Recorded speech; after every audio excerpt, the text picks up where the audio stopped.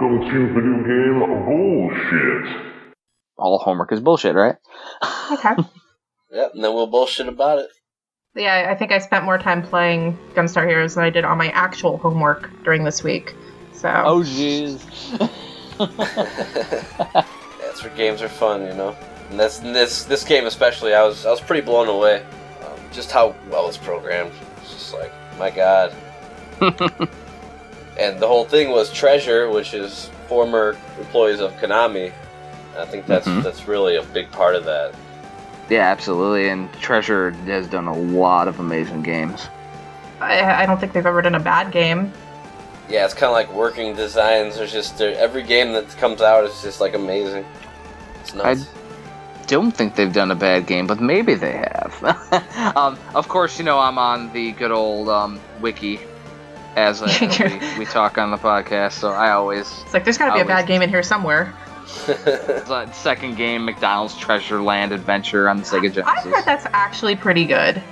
It's probably programmed well. I bet you it's programmed well. It's better than Predator on the NES, I'll say that much. I thought Light Crusader was a little strange, how everything, you can slide all the objects around, like you just talk to somebody and they just slowly push across the floor like they're on ice. Like, that game's a little strange, but it's not bad. We almost gotta stretch to find a bad game though. There's a couple Tiny Toon Adventures games that were released. Those probably are suspect, but maybe not. Maybe they're good. So we already established that Gunstar Heroes is a run and gun shooter. Also has some platforming, very, very easy and loose platforming. Developed by Treasure and published by Sega. It was released late in 1993. There was a later port to the Game Gear, believe it or not. Was not by Treasure, though. It was by M2. They did the port. In 2006, there was also a Treasure Box collection on the PS2. And then there's been multiple Virtual Console and Xbox Arcade and PlayStation Network releases as well. So it's been on basically every system. Let's see here. Based on the story, or the plot, the Western version of the game storyline is different than the Japanese. Both, there's a godlike evil robot called Gold and Silver that has the potential to cause extreme ruin. And the efforts of the Gunstar family, the twin brothers Red and Blue, and then there's a sister Yellow and older brother Green. I did not know that the Green was a brother. And all the 4 gems are the Silver's power source were taken away, and there is a vicious dictator, Colonel Red, and he's called General Grey apparently in the Japanese storyline, uses mind control to enslave Gunstar Green, the brother, and make him obey the orders of the Colonel. So that's very interesting. I didn't even read, I'll be honest, I did not read any of the opening cutscenes to the game. I actually, for this one, didn't either. Usually I like to, watch it from an atmospheric perspective, but for some reason I just wanted to play. I was like, it's an action game. I'm the press button. Exactly. Yeah, usually I avoid the gameplay side because Kyle does a pretty good job covering all the different aspects of gameplay. Do you have all that written down this time, Kyle, or you want me to jump into gameplay? I got a ton of notes. Just go back and forth and figure. Yeah, we all of us just throw in cool stuff. Yeah, let's just do like a round robin style thing. So that was the plot. I'll pass the ball over to whoever wants to grab it. I mean, I'll just start off at the very beginning. I thought it was really cool how you can choose the weapon you want.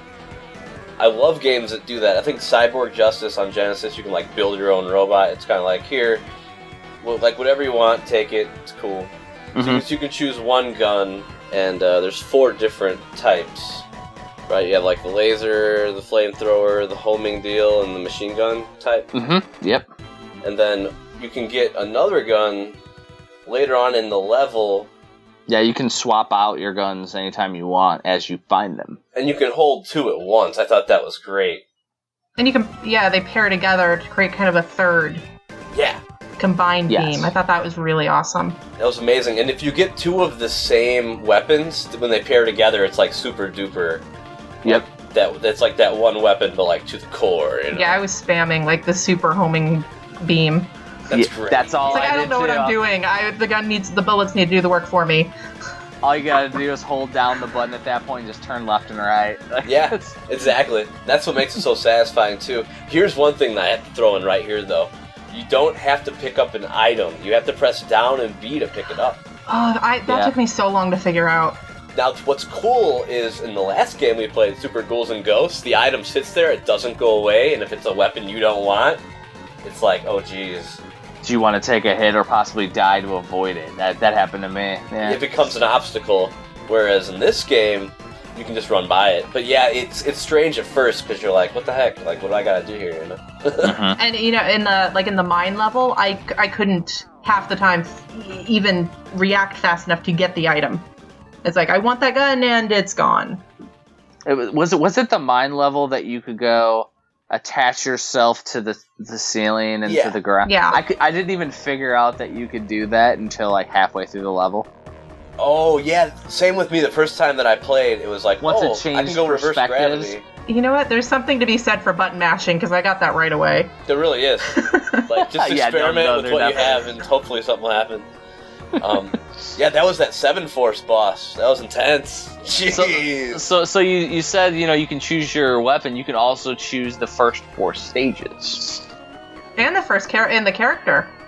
And the character. The different characters do different things. And your shot. Yeah, there's like free shot and it's fixed shot. I'm a free shot kind of guy. I don't know about you two.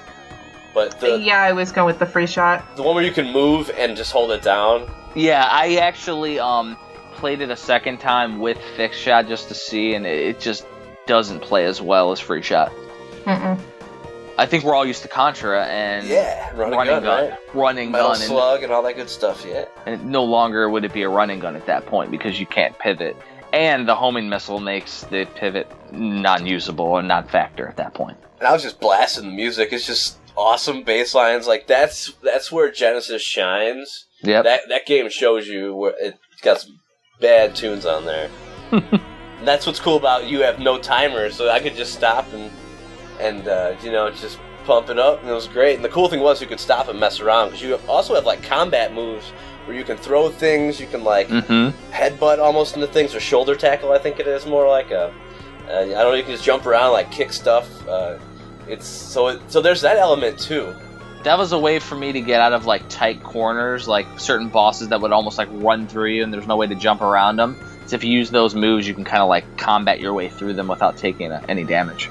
Yeah, and some guys like grab onto you. I think in the 4th level, on the very last level, actually, before when you think the game's over. That's another crazy thing about the game, how long it is. I was oh my god, I didn't even realize. I thought the game was done, and I was at the final boss, and I was at Bison. I knew better, but yeah. I should have known better, because it's like, that was only like 5 levels, I think. And I kept playing this, looking at him like, isn't this a guy from Street Fighter? Yeah. Yeah, exactly. Like, what's with that? There's other games that have that, too. Like, World Heroes has, like, a Bison-looking guy in there. Is it just such a common archetype that it's just a coincidence? Or is it more of an homage to, That's the weird thing. And the thing is, he does, like, the Dalsum. He does, like, a Dalsum kick. It's the second phase. I'm not sure. Did you get past that, Daria? The very first phase where he's, like, doing the bombing? Yeah, I got all the way to the end and died. I don't remember which... I don't remember. I struggled all the way there. I was kind of amazed that I even got that far. So you got to that shmup level? Yeah. Yeah, that's crazy. That's the point where I was like, this is the make or break point. Yeah. Because that's the point where it's like, I was like, man, I'm feeling pretty tired right now. Like, I could totally just take a password, That was actually my main fix, if I could fix anything with Gunstar Heroes, is that it is super long. It's just intense for the gameplay style. Yes. Like other games like Ghouls and Ghosts or Metal Slug, they're actually like about half as long in nature if you play the game through. Gunstar is insane, and if you play on the higher difficulty levels, I tried playing on Expert, and the bosses take like 4 times as much damage, so you're sitting there dodging and just shooting for like 10 minutes for a boss. And we have to throw this in right here. You can see the boss's health. Like, how cool is that? Great idea, actually. Because it's almost like a risk reward. Yes. It's like I can do this. I can get just that little bit left. It feels good though. Yeah. You know? I love that. It's just one of those little things. You know, it's always the little details that make a masterpiece, and this game is proof of that. There's so absolutely. many little things that are great and done right. The one thing that was weird though, when two players, I was trying this whole 2-player deal with a buddy, and the whole thing was you can like pick up and throw the other player. Oh, Chip and Dale too. So it's almost like a detriment. It's very much, not only is it a running gun, but it's very much a beat 'em up as well in that regard. Yeah, because you pick the guys up like two crude dudes or Yeah. throw them around. But since you can pick up your buddy, that's the problem because you can't fire like or do anything when you're around him. So you almost have to get Your own little sectors of the level. Yeah, and that's where I was like, they should have had like the Double Dragon 2. You know how there's like a mode? Mode A and Mode B. Yeah, A and B. So it's almost like they should have had that.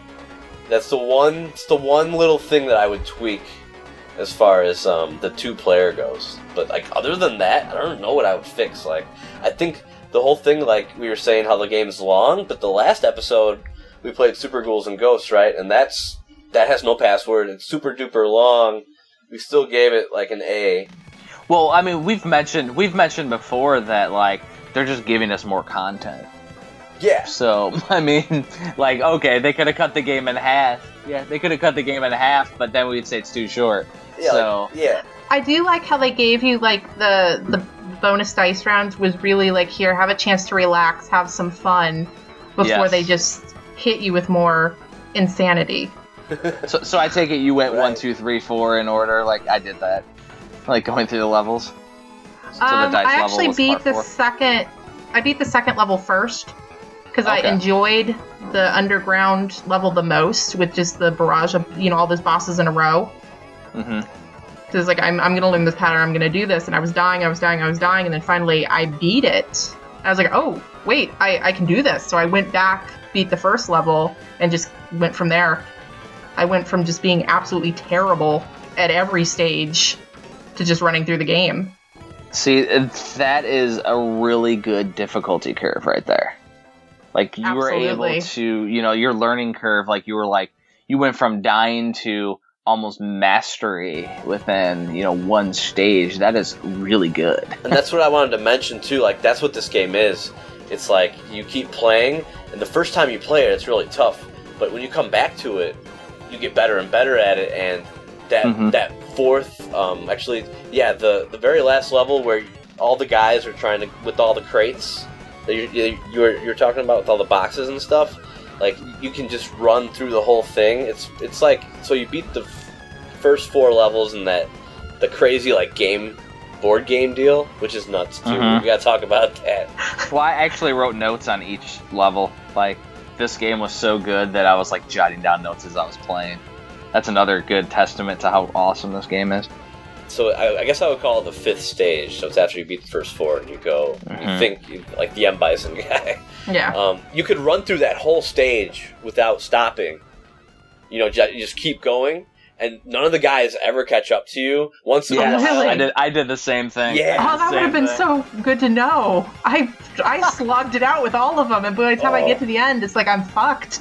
because they grab onto you and they're Yes. like, "Just get off me," like, jeez. Yeah. And then you They have get their some of little those guys bomb. that just won't die. There's like little mid bosses and they Mhm. like, try to kick Yep. you and grab you. Those guys are kind of tough too. Yeah, that was the whole thing. I actually used the double flamethrower the whole time. Like if I could get it.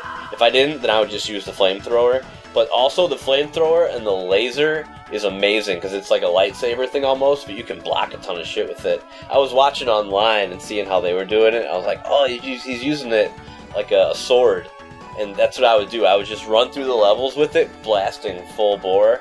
And what's cool, you could just leave it on the boss and it would just drain his health because it was just like a constant, like sword just like sticking out at him. And it would just bring him down super quick. So that was my thing. In that level, like level 5 though, there's like at the very end before the M. Bison, there's 4 of these tall like mech guys. So first you see a really small mech guy, like a little Cartman guy riding a mech or whatever. and then there's like a bigger one, and then there's like 4 really big ones. You can shoulder block into those by just double tapping the attack button, and you can take them out in one hit without getting hit. Because those guys take like 20 health away, and they were kicking my ass at first. And I was like, I don't know how I'm gonna beat these guys. And I think you guys had homing, so it probably took them out, but I had the flamethrower. Mm-hmm. Yeah. They go down pretty quick with homing. I almost think that it's almost a like bullet hell shoot 'em up style game at that point, because with the way that you're talking with flamethrower and the laser, like you're able to block like the different types of shots even. So it changes how you have to react as your character. But with homing, it's going to go and attack everything, and all you have to do is watch for the bullets that might hit you and avoid them. So you're doing dodging at that point. Yeah, I love how the weapons change the dynamic of the game. Yes, It like- really does. Such replay value. Yes, definitely. Yeah, so essentially you could play the game not only 4 different ways with the 4 different weapons, but with all the combinations. Yeah. It's exponentially bigger.